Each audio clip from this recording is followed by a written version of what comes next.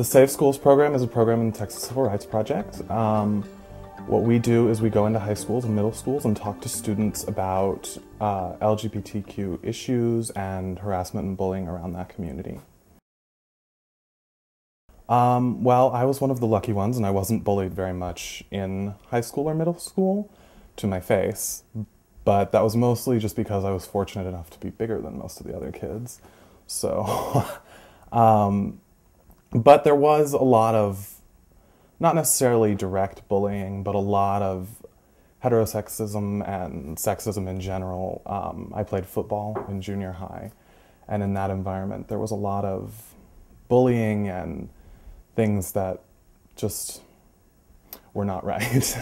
And so I talk about those experiences a little bit and the ways in which coaches use sexism and things like that to try and build the morale of their team and make them work harder, but also the ways that that has a very negative effect on LGBTQ youth.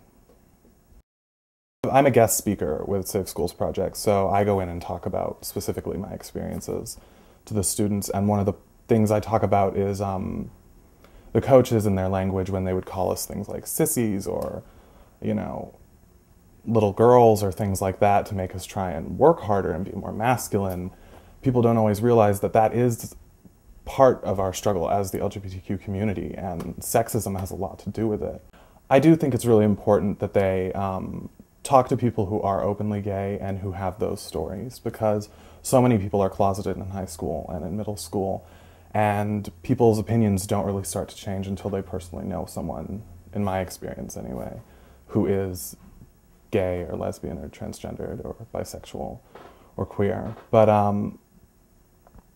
I think it's really important that they meet people on a personal level who are willing to tell their stories about the harm that it has caused.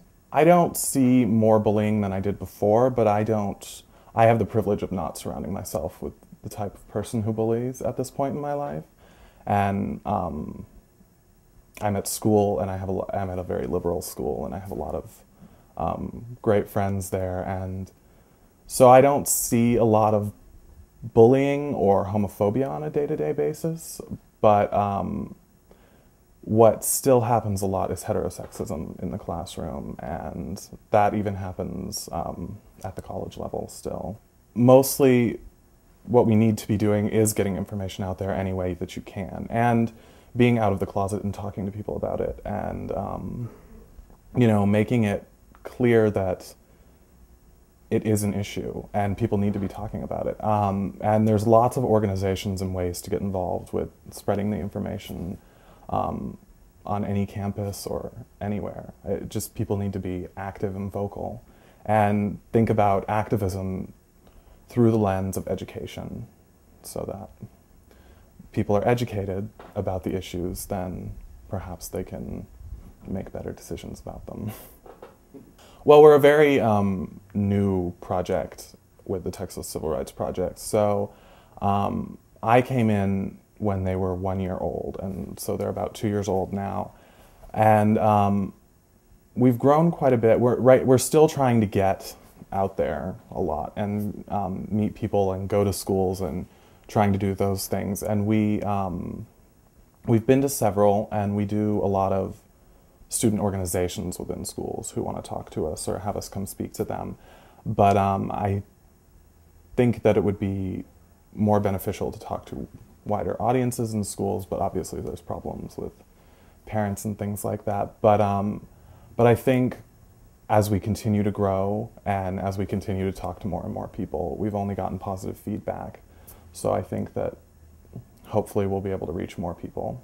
And one of the things that we try to talk to a lot of the students about that seems to hit home the most is the phrase, "that's so gay." And we try and explain why that's not appropriate and who that might be hurting and why. And, you know, try and make the students think about that more. And that one certainly seems to hit home with the students across the board, even if all the messages don't necessarily.